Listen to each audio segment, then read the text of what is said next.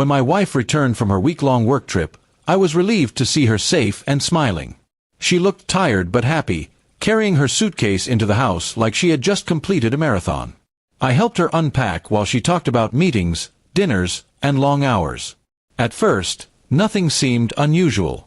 I was simply glad she was home. Later that evening, as I sorted through the laundry, I noticed something odd on one of her dresses. There were faint white stains near the neckline and on the fabric. At first, I thought it was just food or spilled drink from a busy day. But as I looked closer, the marks seemed different. They weren't like coffee or wine. A strange uneasiness settled in my stomach. I told myself not to jump to conclusions.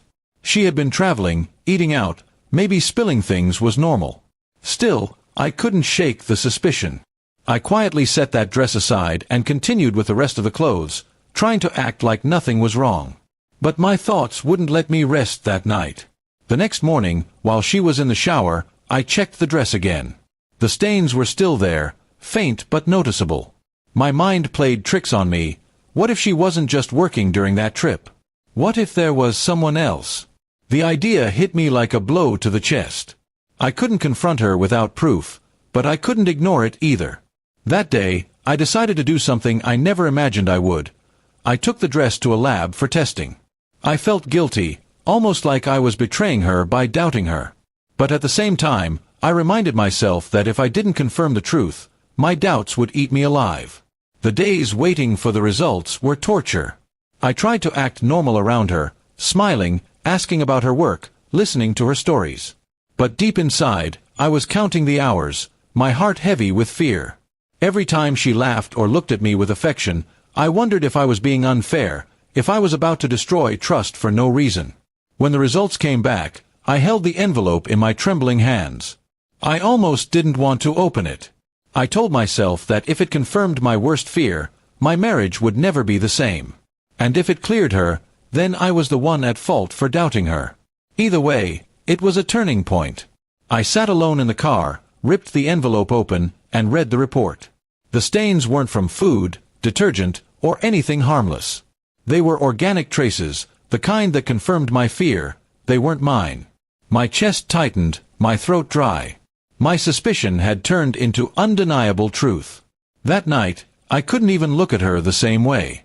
She smiled at me, talking about work deadlines and her next trip, but all I could see was betrayal written across her face. My hands shook as I tried to eat dinner. She noticed my silence and asked if something was wrong, but I just mumbled excuses. I didn't confront her right away. I needed to think, to breathe, to decide whether I wanted to hear her lies or the truth. I kept the report hidden in my drawer, staring at it every night, as if the words burned themselves deeper into my memory. Finally, one evening, I asked her directly, "Did anything happen on your work trip that you haven't told me?" She froze, her fork halfway to her mouth. Her eyes widened for a second, then she forced a smile. "What do you mean?" she asked. My heart sank.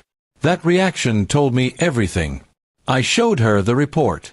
Her face went pale, her lips trembled, and she had no explanation left. She tried to deny, then she tried to cry, then she tried to blame me for not trusting her.